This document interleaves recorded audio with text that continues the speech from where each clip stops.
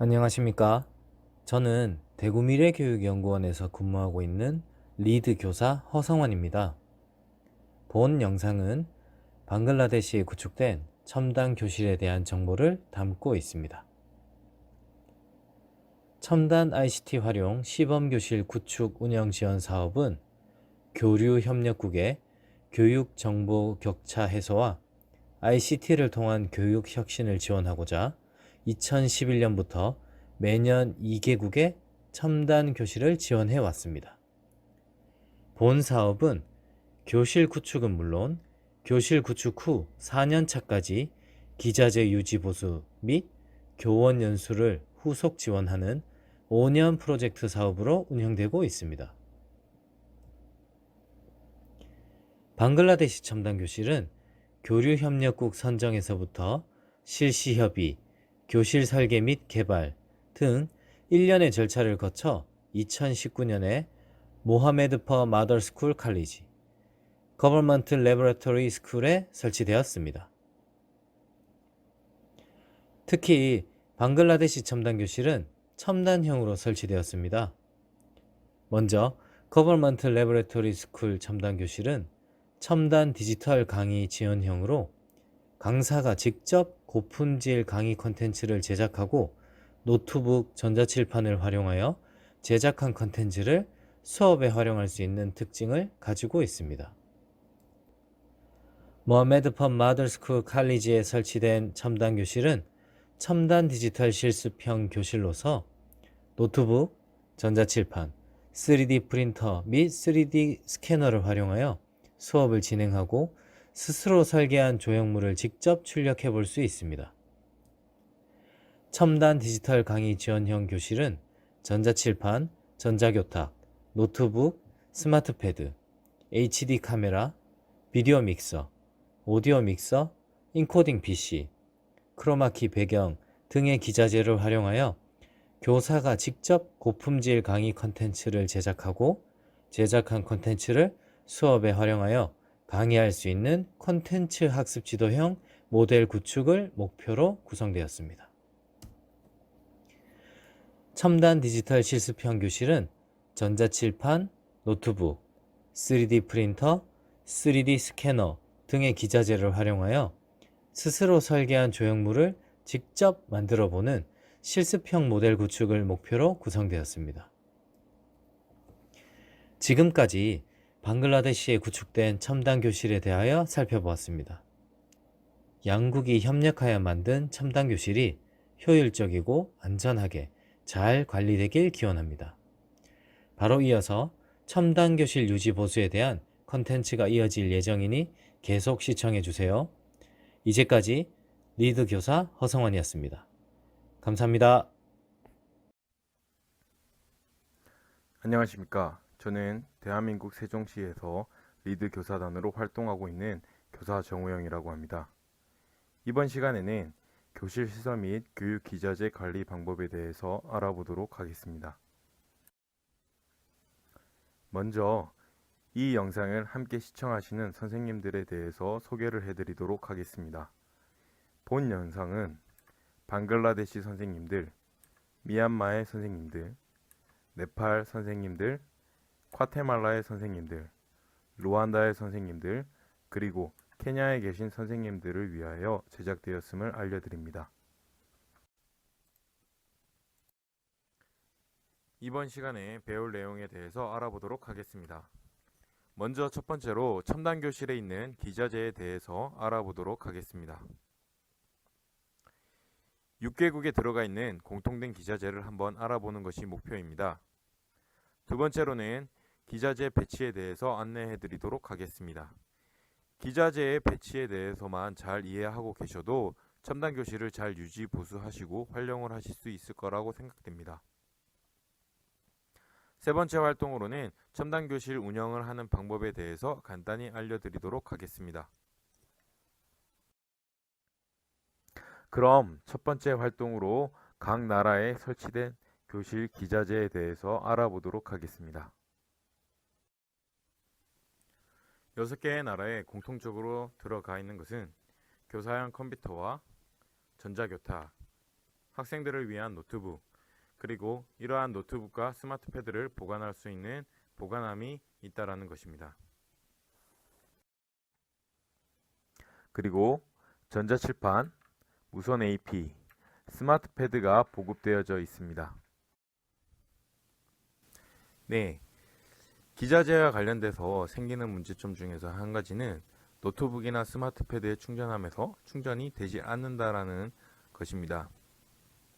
여기에 대해서 제가 내릴 수 있는 처방은 저는 충전함을 쓰지 않는 것을 추천드립니다. 충전함은 단지 수많은 멀티탭으로 연결되어져 있는 것일 뿐입니다. 또한 충전을 하면서 열을 발생시킬 수 있게끔 팬이 돌아가야 되는데 이 쿨러 팬이 돌아가지 않는 경우도 발생을 합니다.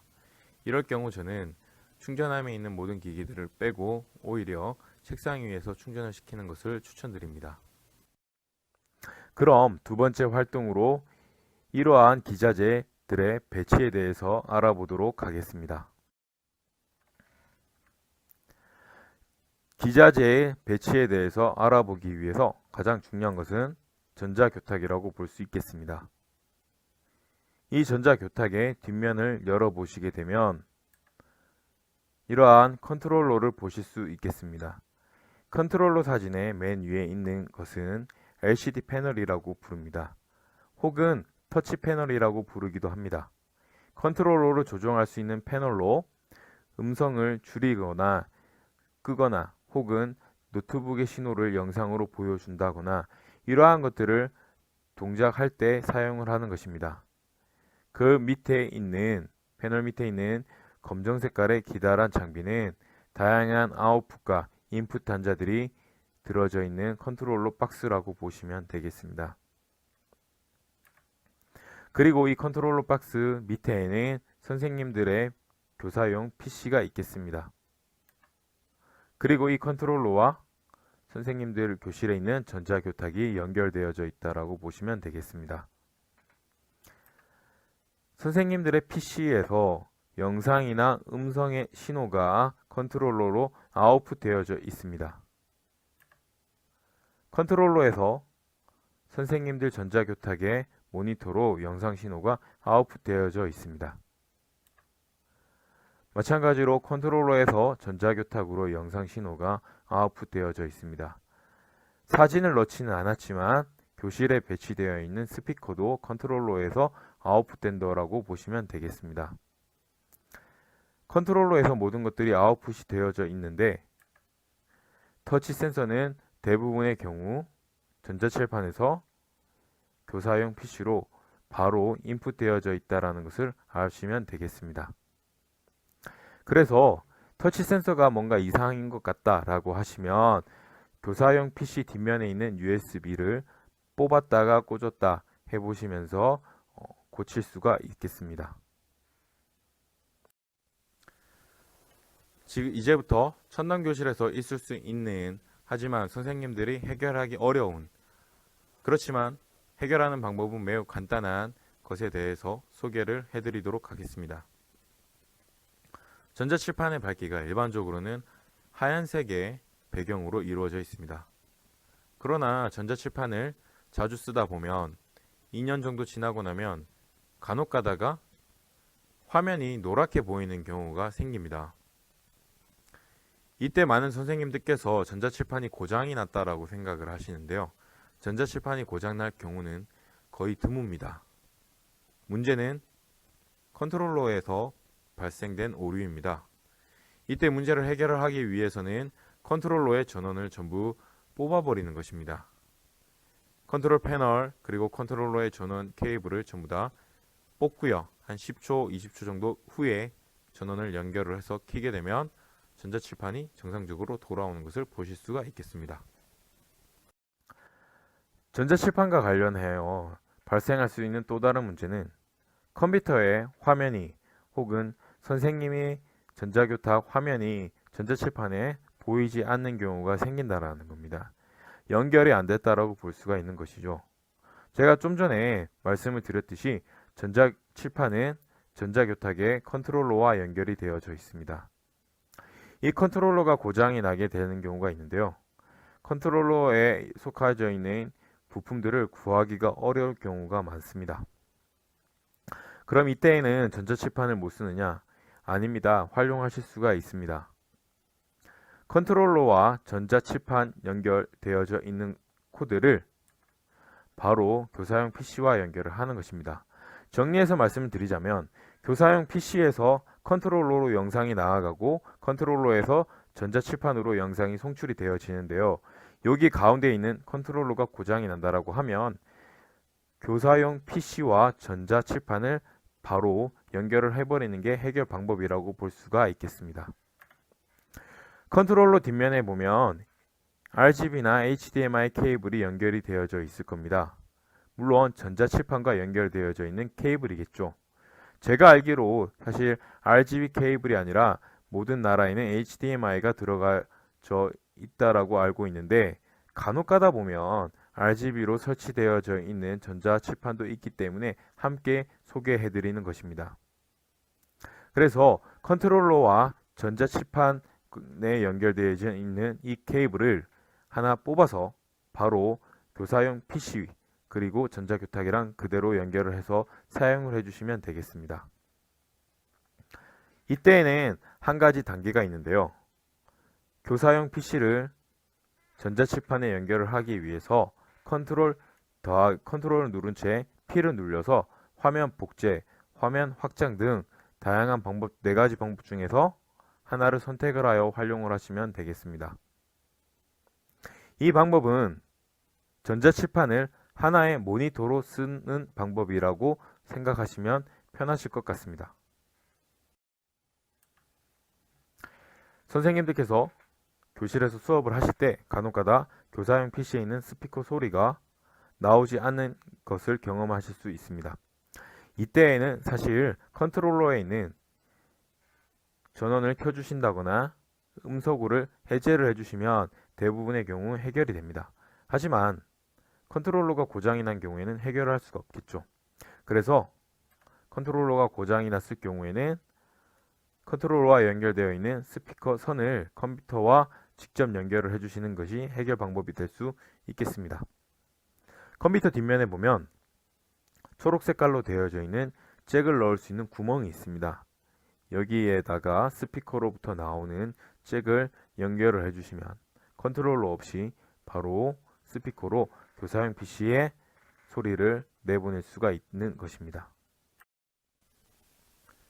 이번에는 첨단 교실을 운영을 할 때 도움이 될 수 있는 운영 방법에 대해서 간단히 소개를 하도록 하겠습니다. 저는 첨단 교실을 운영을 할 때에는 대장을 만들어서 활용을 하고 있습니다. 이때 사용되는 대장은 구글의 스프레드시트를 사용을 하고 있습니다. 구글의 스프레드시트는 누구나 어떤 기기에서도 쉽게 접속을 하여서 특별실을 예약을 할 수 있다는 장점이 있습니다. 이것은 저희 학교에 있는 특별실 활용 대장입니다. 컴퓨터실, 음악실, 과학실 등 수업 시간에 필요한 특별실들을 내가 먼저 쓰겠다 예약을 하는 것입니다. 구글 스프레드시트는 선생님들의 스마트폰에서 선생님들의 컴퓨터에서 누구나 쉽게 접속을 할 수 있기 때문에 사용 대장을 만들어서 활용을 하는데 큰 어려움은 없을 거라 생각됩니다. 마지막으로 컴퓨터실을 운영을 하기 위한 최고의 환경에 대해서 말씀을 드리도록 하겠습니다. 컴퓨터실을 유지하는 최적의 온도는 21도에서 24도라고 합니다. 하지만 16도에서 28도까지도 유지를 하여도 상관이 없다라고는 하고 있습니다. 너무 높은 온도만 아니면 컴퓨터실을 유지하는 데는 큰 어려움이 없을 거라고 생각이 되어집니다. 컴퓨터실을 유지하는 최고의 습도는 45%에서 50% 정도라고 이야기를 하고 있습니다. 하지만 약 40%에서 70%까지 습도가 유지되어도 상관이 없습니다. 습도가 너무 높다면 컴퓨터에 수분이 붙게 되어서 오작동을 일으킬 수 있다라고 하고요.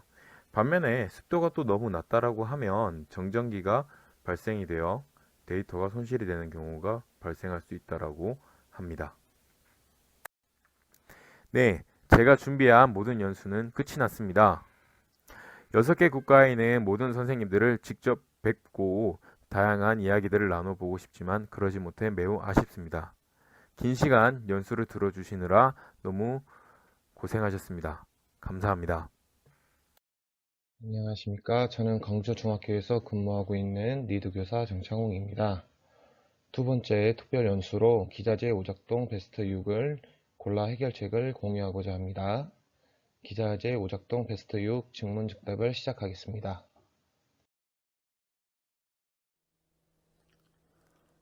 학습 목표는 다음과 같습니다. 기자재 중 발생하는 주요 오작동 6가지에 대하여 문제를 해결할 수 있다. 세부 목표는 다음과 같습니다. 1. 노트북, 태블릿 PC 오작동 문제 해결. 2. 무선 AP 오작동 문제 해결. 3. 전자칠판 오작동 문제 해결. 첫 번째, 노트북 오작동 관련입니다. 질문은 노트북이 잘 작동하지 않고 오류가 발생합니다. 입니다. 노트북 작동 오류는 원인이 여러 가지가 있지만 크게 하드웨어 장애, 소프트웨어 오류, 조각난 하드웨어입니다. 그러면 각각에 대해서 알아보도록 하겠습니다. 첫 번째 원인, 하드웨어 장애입니다. 하드웨어 장애의 원인은 알 수 없는 원인의 전원 끄기, 하드디스크 불량 섹터 등입니다. 해결 방법으로는 하드웨어 검사하기와 포맷하기가 있습니다.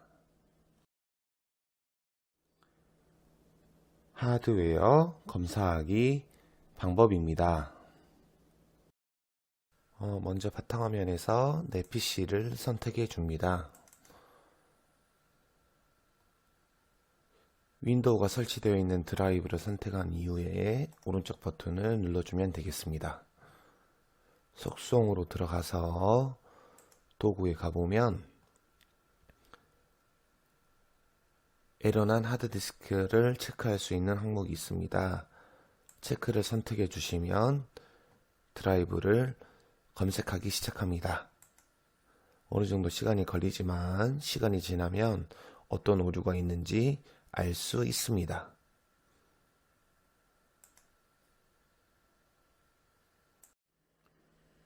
포맷을 하는 방법입니다. 이번에는 포맷을 하는 방법에 대해서 알아보도록 하겠습니다. 포맷을 하려면 선생님이 가지고 계신 윈도우 CD나 윈도우 USB를 가지고 있으셔야 합니다. 자, 그렇지 않은 경우 단독으로는 포맷이 어렵습니다.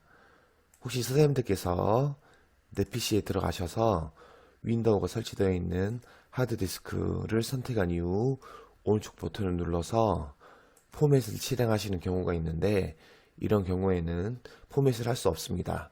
왜냐하면 윈도우가 설치되어 있는 경우에는 바로 포맷을 할 수 없고 윈도우 CD나 윈도우가 들어있는 USB가 있어야지만 포맷을 진행할 수 있습니다.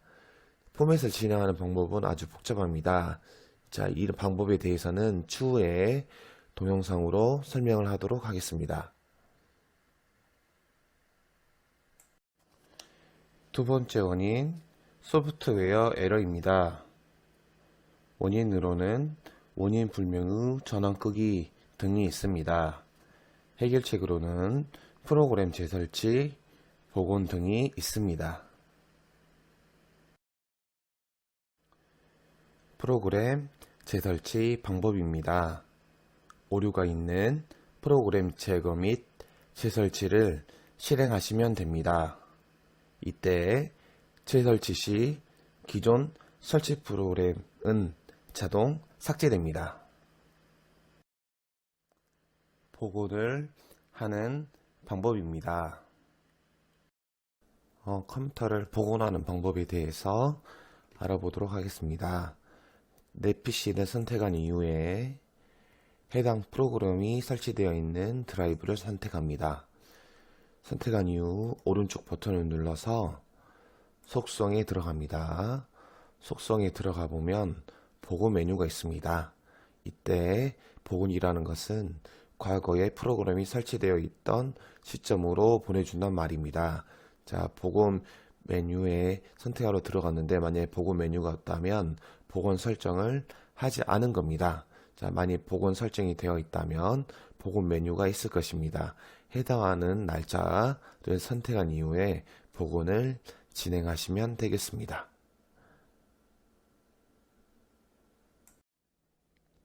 세 번째 원인, 조각난 하드웨어입니다. 원인은 잦은 파일 설치 삭제입니다. 해결책은 디스크 조각 모음을 실행하면 됩니다. 디스크 조각 모음을 하는 방법입니다. 디스크 조각 모음을 하는 방법에 대해서 알아보도록 하겠습니다. 자, 내 PC를 선택한 이후에 조각 모음을 하고자 하는 드라이브를 선택한 이후 오른쪽 버튼을 눌러줍니다. 속성에 들어가서 도구에 들어갑니다. 디스크 조각 모음이 아래 하단에 있습니다. 디스크 조각 모음을 실행시켜 주시면 되겠습니다. 자, C 드라이브에 조각 모음을 실행하도록 하겠습니다. 실행을 해줍니다. 어느 정도 시간이 걸립니다. 이것을 한 이후에는 컴퓨터의 속도가 빨라지게 될 것입니다.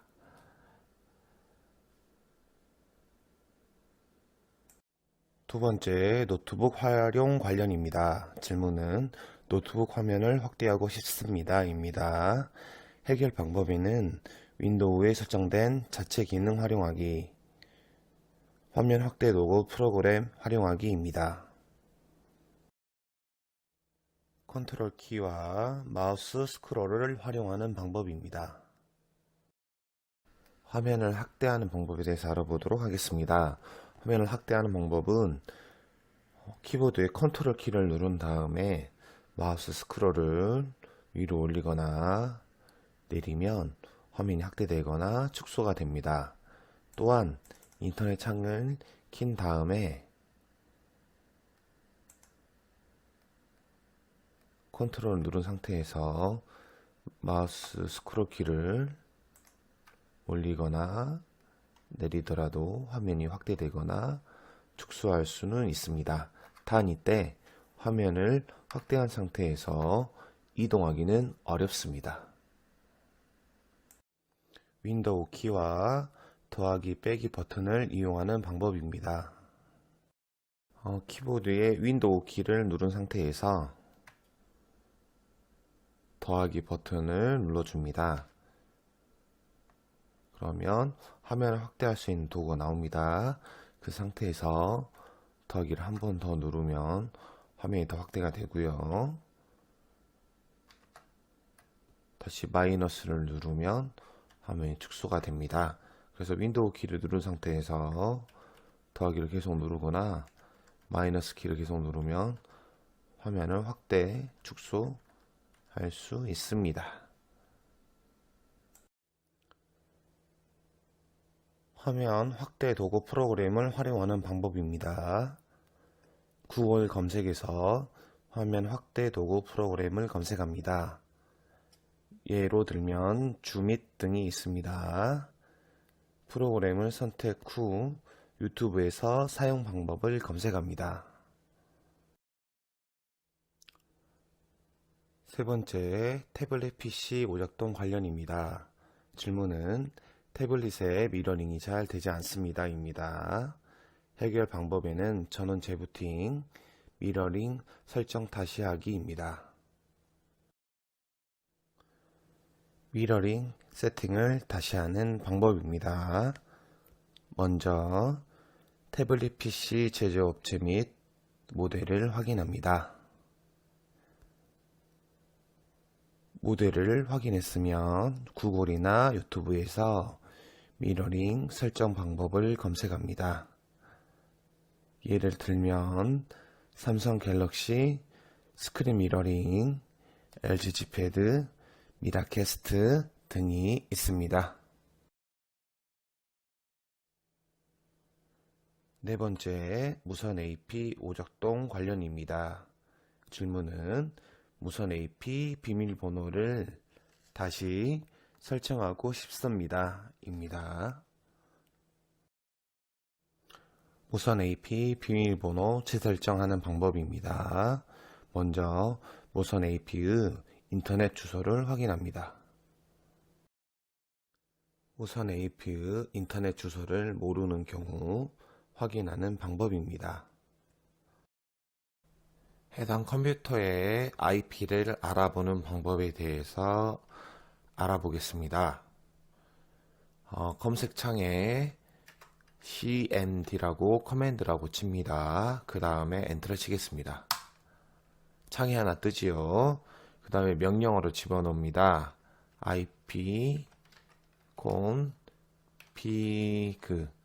ipconfig라고 친 다음에 엔터를 칩니다. 이렇게 하면 하단에 해당 컴퓨터, 해당 AP의 주소가 나와 있습니다.